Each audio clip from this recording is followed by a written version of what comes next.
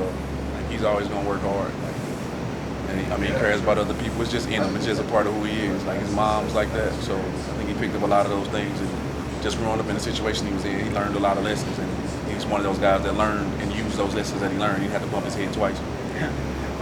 So did you notice that from an early age? Like when did you notice that? Yeah, I mean he's been a witty kid since he was 5, 6 years old. Ever since I've known him, like he always seemed to be a little bit ahead of everybody else. And it wasn't always athletically. It was like sometimes just the way he thought. His thought process was a little bit different. I know he's got younger siblings. Is that part of why you think he? Oh yeah, no question.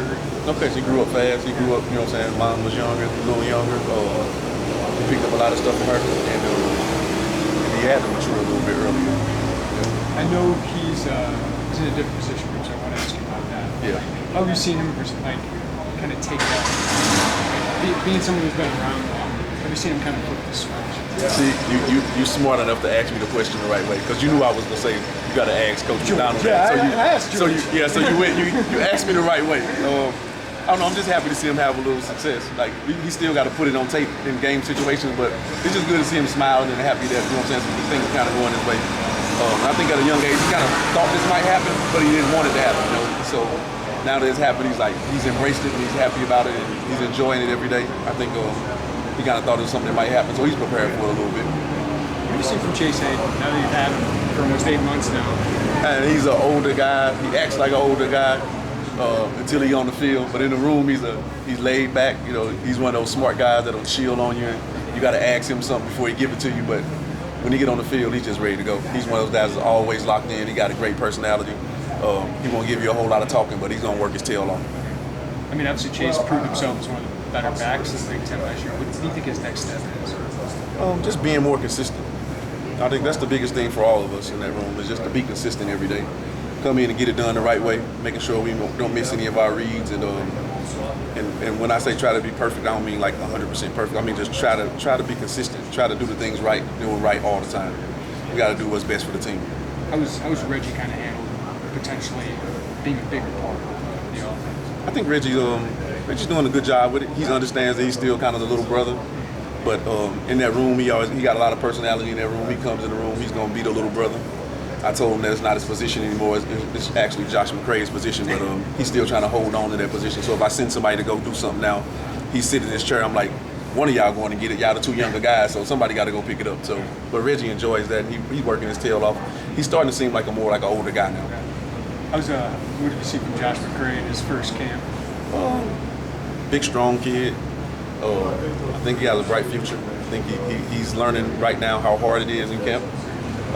He's picked up a lot of stuff from the other guys, and I'm just excited to see what he's going to bring to the table in the future. We got to talk to Mike yesterday, and being on the previous staff, you got to see him from a different perspective. Now that you're overseeing that group, what have you seen from him and his his decision to come back? What was it? What did you think when he finally decided to come back, and were you happy? And just despite everything that's going on with him. Well, I started to get a notebook and write down all them questions. I'm gonna try to answer all of them. You're gonna have to help me out.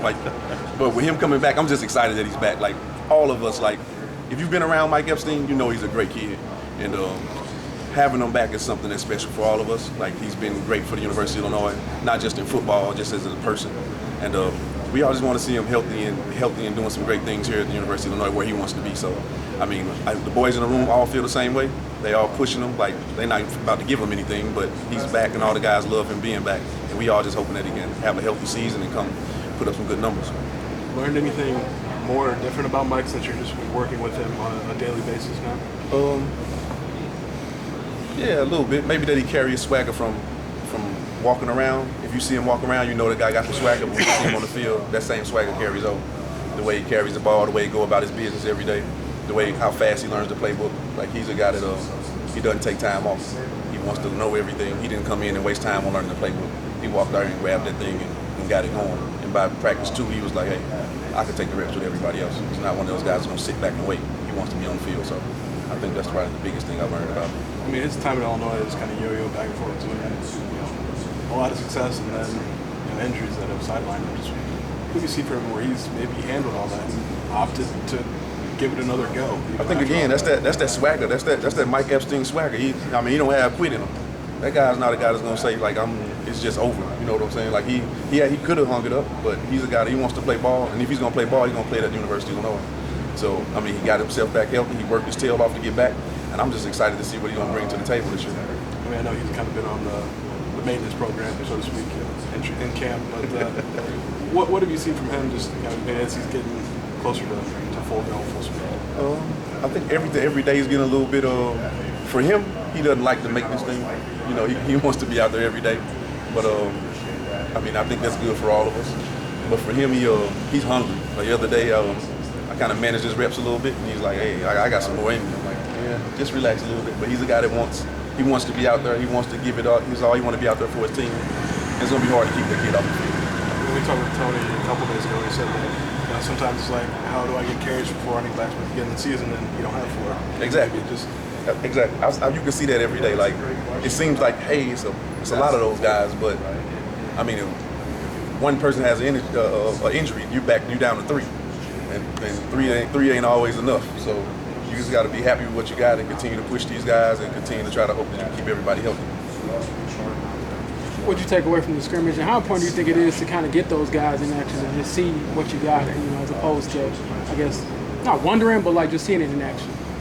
Taking away from the scrimmage, it's more of what we've been seeing. The guys, how hard they work, trying to get everybody to just come in and be the best them. So none of the guys are alike in some manners, and they have a lot of ways that they're alike. So we're just happy to have those guys that come out every day and compete. And I think the scrimmage showed us that they'll come compete with each other, they'll come put it on the wood, and that's really what we're asking for them to do. So I asked Mike yesterday, hey man, how did it feel to get back in the end zone in the scrimmage? That's what Coach B told us, and the first thing he says is, well, I actually felt more, I guess, back at home or back normal after I got hit. So what do you think that says about him to say that?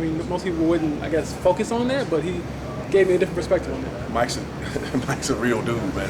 He's not here for the glamour. He want to go and play ball. And Mike, one of those guys, like they say, you got to jump in and swim. He's gonna jump in with both feet. So he really want to be here anywhere to go play some good football. Thanks, Coach.